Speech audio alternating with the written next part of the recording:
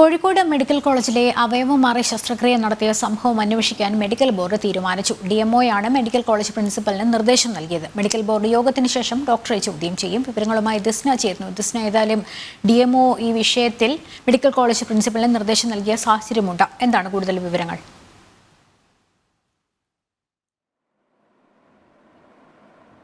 Lakshmi, Kozhikode medical കോളേജിൽ അവയവമാറി ശസ്ത്രക്രിയ നടത്തിയ സംഭവവുമായി ബന്ധപ്പെട്ട് ഇപ്പോൾ DMOയുടെ നേതൃത്വത്തിൽ മെഡിക്കൽ കോളേജ് പ്രിൻസിപ്പലിന് മെഡിക്കൽ ബോർഡ് സംഘത്തെ രൂപീകരിക്കാനുള്ള നിർദ്ദേശം ലഭ്യമായിരിക്കുകയാണ്. ഇതുമായി ബന്ധപ്പെട്ട് 3 അംഗ സംഘമായിരിക്കും ഈ സമിതിയിൽ ഉണ്ടാവുക. തുടർന്ന് സമിതി ഒരു യോഗം കൂടുകയും അതിനുശേഷമായിരിക്കാം ഈ ഡോക്ടറെ ചോദ്യം ചെയ്യുക എന്നൊരു വിവരമാണ് നമുക്ക് ലഭ്യമായിട്ടുള്ളത്. സംഭവവുമായി ബന്ധപ്പെട്ട് മെഡിക്കൽ കോളേജ് സൂപ്രണ്ടിന്റെ റിപ്പോർട്ട് ഇന്ന് പുറത്തു വന്നിരുന്നു.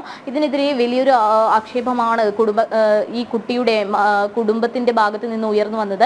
കാരണം ഇത്തരത്തിൽ വീഴ്ച പറ്റിയെന്ന് സൂപ്രണ്ട് റിപ്പോർട്ടിൽ പറയുന്നുണ്ടെങ്കിൽ കൂടിയും കുട്ടിയുടെ നാവിനടിയിൽ ഇത്തരത്തിൽ ഒരു കെട്ടുണ്ടായിരുന്നു. ഈ കെട്ടാണ് ശസ്ത്രക്രിയയിലൂടെ ഇല്ലാതാക്കിയത് എന്നൊരു കാര്യമാണ് സൂപ്രണ്ട് പറയുന്നത്. ഇത്തരത്തിൽ മെഡിക്കൽ അതായത് KGMO അടക്കമുള്ള സംഘടനകളൊക്കെ തന്നെയും ഡോക്ടറെ സംരക്ഷിക്കുന്ന ഒരു നിലപാട് സ്വീകരിക്കുന്നതായി നമ്മൾ കണ്ടിരുന്നു. ഇതിനെതിരെയൊക്കെ തന്നെയും കുടുംബം വലിയൊരു രീതിയിലുള്ള പ്രതിഷേധമായാണ് ഉയർന്നു വന്നിരിക്കുന്നത്. നമ്മൾ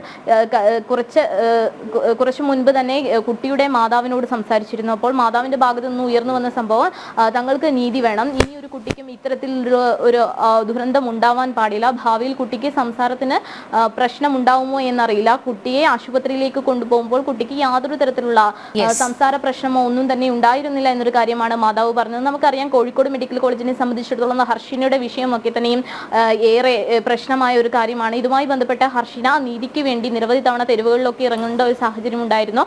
ഇപ്പോഴും ഹർഷിനയുടെ ധനസമാഹരണത്തിന് വേണ്ടി തെരുവിലിറങ്ങുന്ന ഒരു സാഹചര്യം ഉണ്ടായി. വലിയൊരു പ്രതിഷേധമാണ് കോഴിക്കോട് മെഡിക്കൽ കോളേജിനെതിരെ ഉയർന്നു വരുന്നത്. കോഴിക്കോട് മെഡിക്കൽ കോളേജിലെ ചികിത്സാ പിഴവുകൾ ആവർത്തിക്കുകയാണ്. ദിസ്നയാണ് വിവരങ്ങൾ നൽകിയത്.